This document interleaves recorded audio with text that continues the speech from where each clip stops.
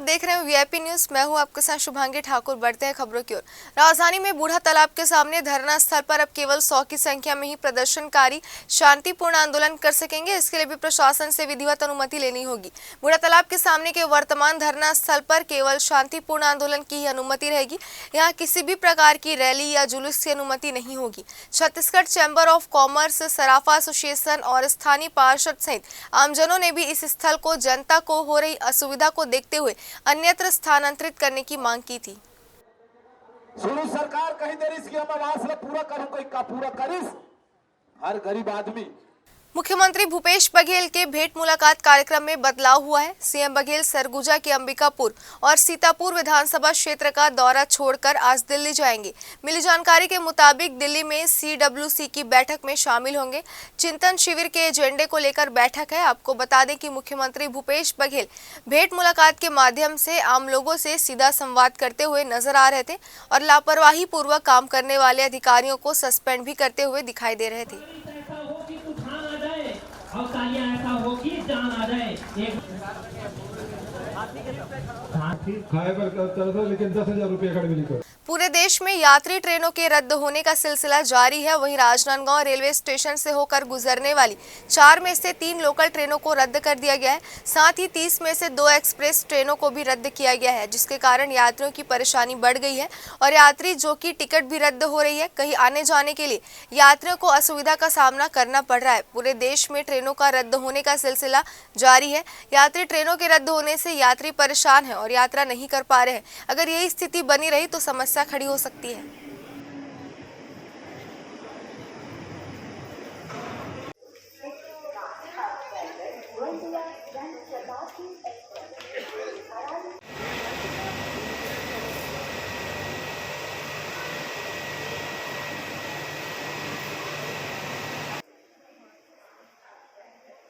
देखिए, यात्रियों को कोई असुविधा नहीं हो रही है।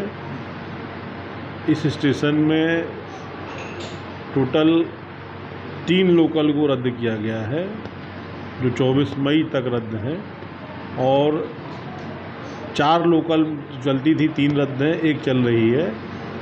और एक्सप्रेस में सिर्फ 2 एक्सप्रेसों को रद्द किया गया है और 28 एक्सप्रेस ट्रेन चल रही हैं और अपने समय पर चल रही हैं।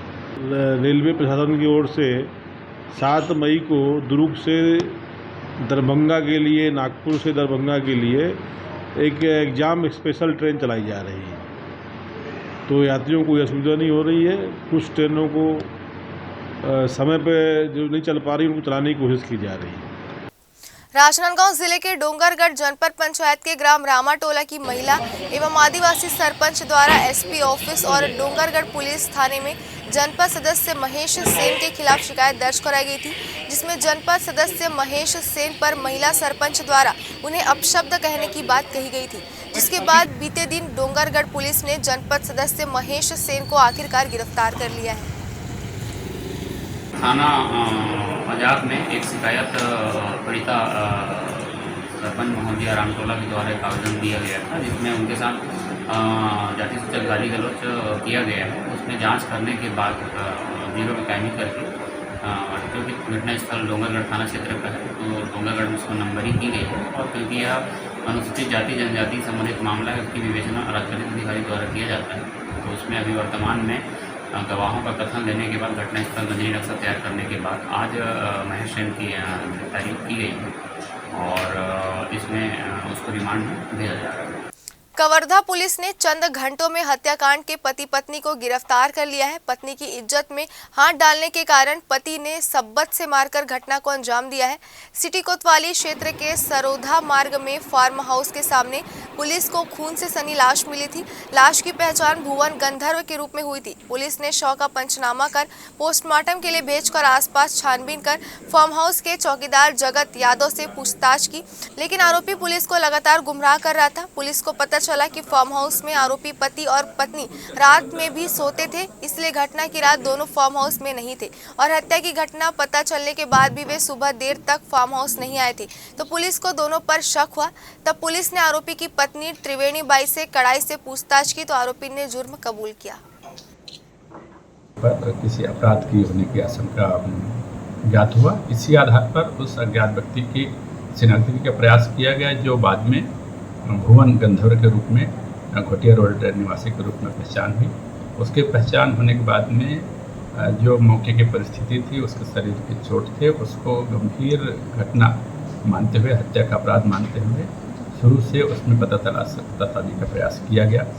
कुछ देर बाद वहाँ जिस जगह पर मृतक का शव पड़ा हुआ था, उसके पास से लगे हुए जो मकान है, मकान में रहने वाले को पता किया गया, जो उस समय मकान में नहीं था, वहाँ से फरार था।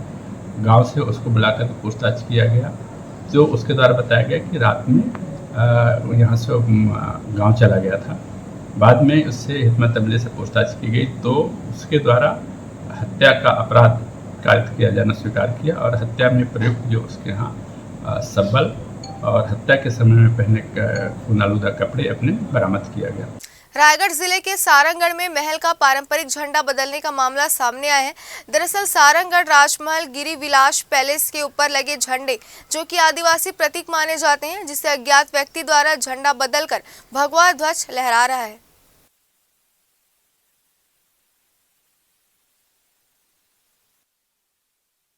कल रात को हमारे निवास गिरिविलास पैलेस सारंगगढ़ छत्तीसगढ़ में एक घटना हुई, जिससे हमें पता चला कि जो पैलेस के ऊपर एक आदिवासी राज्य का प्रतीक चिन्ह लहराता है, उसे निकालकर एक भगवा झंडा लगा दिया गया है।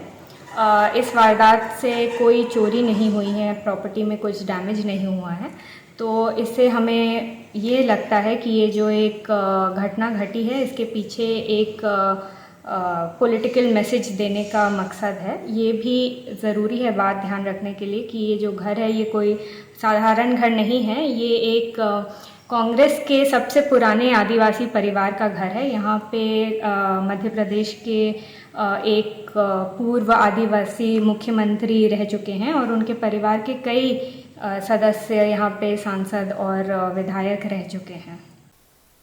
बीजेपी प्रदेश प्रभारी डी पुरंदेश्वरी और सहप्रभारी नितिन नवीन 2 दिवसीय प्रवास पर छत्तीसगढ़ पहुंचे। इस दौरान छत्तीसगढ़ के 5 संभाग में बैठक कर आगामी कार्य योजना पर कार्यकर्ताओं से चर्चा की। बीते दिन कुशाभाऊ ठाकरे परिसर में बीजेपी की प्रदेश प्रभारी डी पुरंदेश्वरी ने प्रेस वार्ता की। मीडिया को संबोधित करते हुए बताया कि आगामी 16 मई को पूरे प्रदेश भर में सरकार के खिलाफ बीजेपी जेल भरो आंदोलन करेगी। समय समय पर मेरा और सहप्रभारी जी का यहाँ छत्तीसगढ़ में दौरा होता है और आने के बाद यहाँ हमारी पार्टी की संगठन कितनी मजबूत है और कौन से कार्याचरण लेके हमें आगे जाना है, इन सभी विषयों पर समय समय पर समीक्षा होती है। और इस बार भी कल आए हैं और आज रात तक यहाँ है और इस दौरे में भी हमारे पार्टी की जो संगठन के विषयों पर यहाँ समीक्षा हुई। जैसे अभी बताया गया आपको, 5 संभागों की बैठक हुई कल और आज, और अभी और आगे जाकर और 1-2 मीटिंग हमारी हैं। और वैसे ही हमारे संगठन को मजबूत करने के लिए एक कार्य विस्तारक योजना का आयोजन किया गया है, जिसके माध्यम से हमारे विस्तारक बूथों में जाएंगे और बूथ की कमेटियों से लेकर मंडल की कमेटी, जिले की कमेटी, इन सभी पर ध्यान देते हुए इसको मजबूत करते हुए, और अगर कहीं if there something left over, उसको भर्ती करते हुए ये लोग हमारे संगठन को मजबूत करने में उनका दायित्व देंगे। और वैसे ही एजिटेशनली बहुत सारे मुद्दे हैं आज छत्तीसगढ़ में, जिस पर यहाँ के लोग बहुत आक्रोशित है, एंड उन सभी मुद्दों को उठाते हुए, यानी कि यहाँ के प्रदेश के सरकार जो है उनके असफलताएं को उठाकर हम कब तक आप लोग प्रदर्शन करेंगे? सॉरी, तारीख तय हुई कि आप प्रदर्शन नहीं, 1 तारीख जून 16 को, 16 तारीख को मई 16 तारीख को जो काला कानून आया है, जैसे इमरजेंसी को तो हमने देखे थे इंदिरा गांधी जी के समय पे, और यहाँ एक मिनी इमरजेंसी, जैसे हमारे प्रदेश अध्यक्ष बार बार कहते हैं, एक मिनी इमरजेंसी हम यहाँ छत्तीसगढ़ में देखने को आ रही हैं इस काला कानून के माध्यम से। जो भी आवाज़ नहीं उठा सकते हैं, प्रदर्शनी, अगर सी इन अ डेमोक्रेसी हमारा हक है वो, if we are not satisfied we can agitate, that is our right.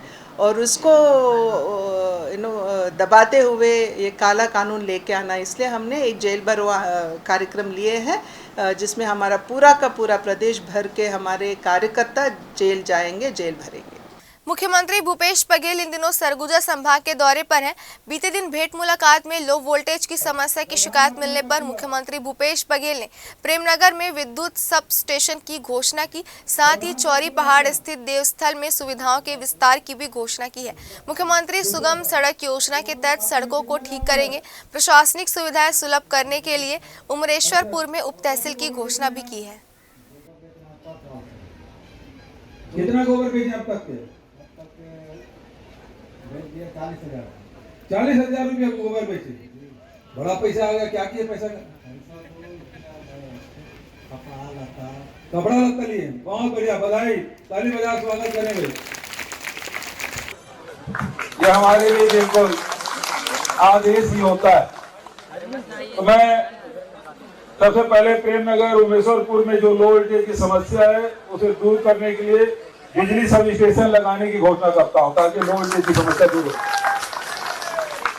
राष्ट्रीय उच्चतर माध्यमिक विद्यालय प्रेमनगर के नवीन भवन अप्रैल वाला बता रहे हैं, उसको बढ़िया से बिल्डिंग बनाना है, उसके भी स्वीकृति मैं देता हूँ, उसके भवन की घोषणा करता हूँ।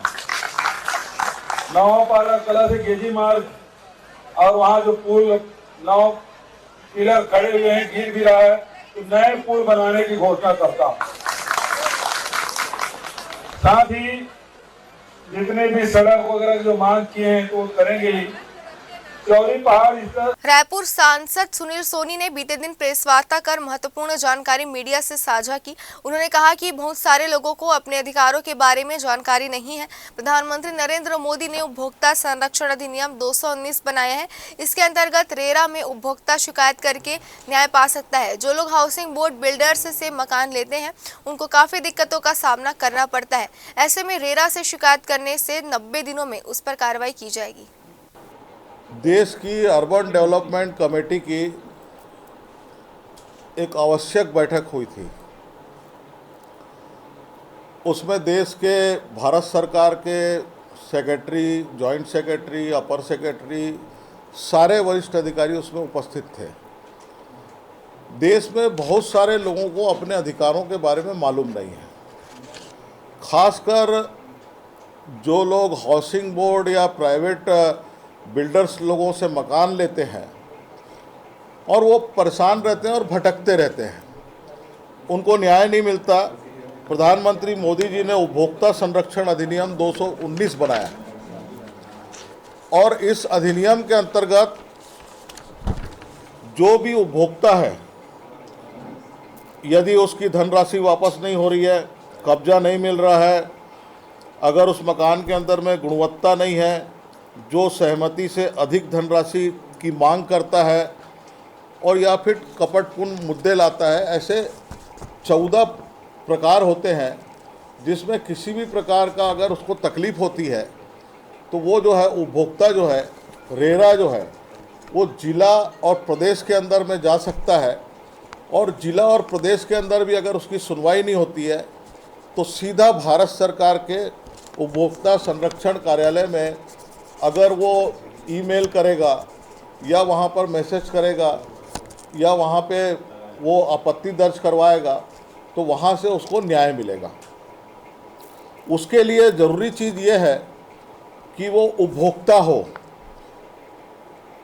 एक व्यक्ति अगर किसी व्यक्ति से अगर मकान खरीदा है तो उसके लिए कानून लागू नहीं होता, लेकिन एक व्यक्ति कोई बिल्डर से जो लेआउट पास करा के जो प्लाटिंग किया है या मकान बनाया है या हाउसिंग बोर्ड है या रायपुर में कहें तो आरडीए है, तो ये इन फोरम से, चाहे वो प्राइवेट बिल्डर्स हो, उनसे खरीदेगा तो उससे उसका ये अधिनियम के अंतर्गत आएगा और वो प्रतिफल का भुगतान किया हो, उत्पाद / सेवा प्राप्त किए हो, प्राप्त करने का वादा किया गया हो, तो उसको अगर ये जो सेवाएं प्राप्त करने का वादा किया गया है और यदि उसको अगर वो उस पर खरा नहीं उतरता है तो इस अधिनियम के अंतर्गत आएगा।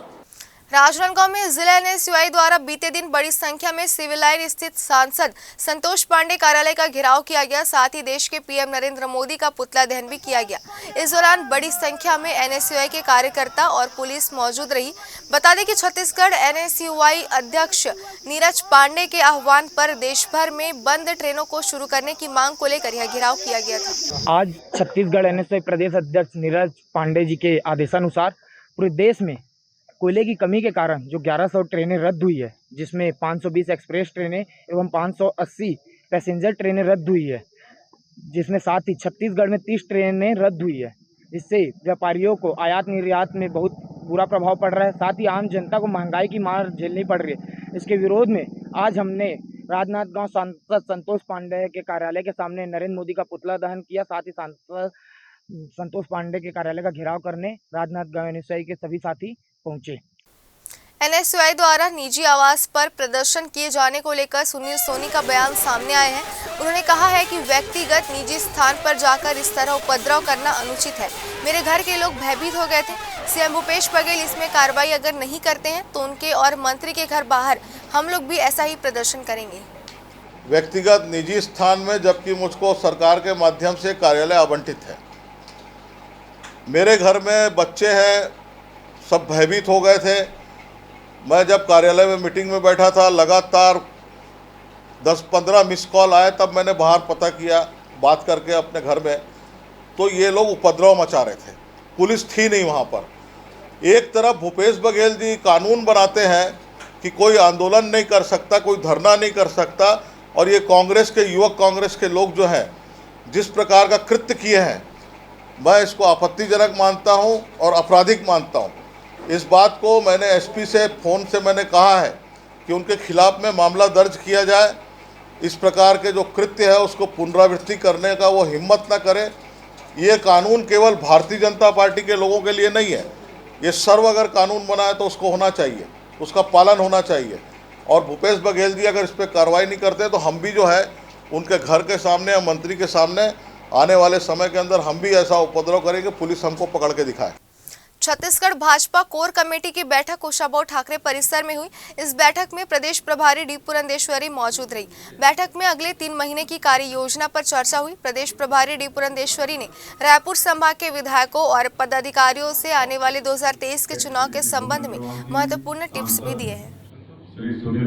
देखिए, रणनीति तो तैयार है। संगठन को गतिशील बनाने के लिए हमारे राष्ट्रीय प्रभारी यहाँ उपस्थित हैं, सह प्रभारी उपस्थित हैं, और लगातार कार्ययोजना की गतिशील पार्टी कैसे हो, और ख़ास तौर से जो बड़ी कार्ययोजना का हिस्सा है कि हमारे नीचे शक्ति केंद्र स्तर में विस्तारक जो जा रहे हैं हमारे, और उसमें साइबर विस्तारक जो जा रहे हैं, उनकी भूमिका, और उन्हें 10 दिन में 100 घंटे देना है, तो क्या क्या उनको काम करना है। जैसे हम लोग भी जा रहे हैं, वहाँ पे जाके बूथ में बैठकर लोगों से बात करते हैं और समस्याओं को भी सुनते हैं, गांव की स्थानीय मुद्दों को भी करते हैं।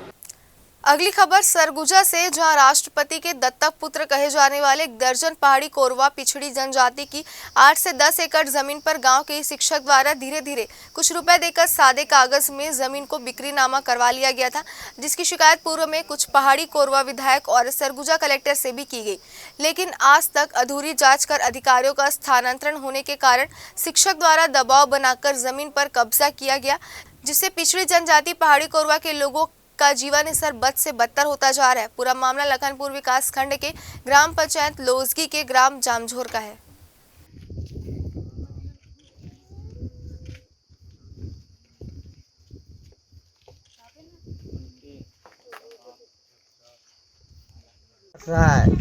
कौन गांव? जामझोर लोजगी। अच्छा, आज तुमन मने जे काबर इकट्ठा होया? अरे तब का करबे, अब खगेश गुरी जी ले ले मैं एक दाना नहीं बुना था। अच्छा, कितना जमीन है तुझे कुछ पता है? उनके लगभग में 1.5 एकड़ का जमीन हो ही सका। अच्छा, पट्टा उट्टा कुछ मिली से? हाँ। कुछ पट्टा उट्टा मिली से? हाँ, दही से। अच्छा, तो थोड़ा सा जमीन लग खेती भी नहीं करत हस? मैं कुछ गोला नहीं करा था। पूरा ला कौन करत है? हर एक नहीं सो। तो कहीं शिकायत करे होकर? कहीं रहे के बाद। कहाँ ला? वहाँ तम चापुर। कहाँ? अंबिकापुर। अच्छा, तो का उस समय कुछ होए से अधिकारी मना रहे जांच उच करे बर? अधिकारी मना रहे जांच उच करे बर? नहीं आई है। आवेदन की कोई पावती रखे है जो शिकायत कर रहे होकर? नहीं, वो नहीं रखे। मेरा नाम है प्रमोद सिंह, ग्राम पंचायत लोधगी का सरपंच हूँ। आज यहाँ कोरवा पंडो जनजाति के लोग एकत्रित हुए हैं, क्यों एकत्रित हुए हैं, क्या कुछ मामला है? मेरे को अभी तुरंत पता चला है कि खगेश गुर्जी पहाड़ी कोरवा लोग का जमीन को कब्जा किए हैं, इसके बारे में मेरे को बुलाए। अच्छा, कितने लोग होंगे जिनका कब्जा किए होंगे? कितने ग्राम, कितना कोरवा पंडो जनजाति के लोग? लगभग 10। तो पहले भी आपसे शिकायत किए थे हम लोग कभी? नहीं, पहले से मेरे को शिकायत नहीं किए थे, मेरे को अभी पता चला है। इनका ग्राम सभा में रखेंगे।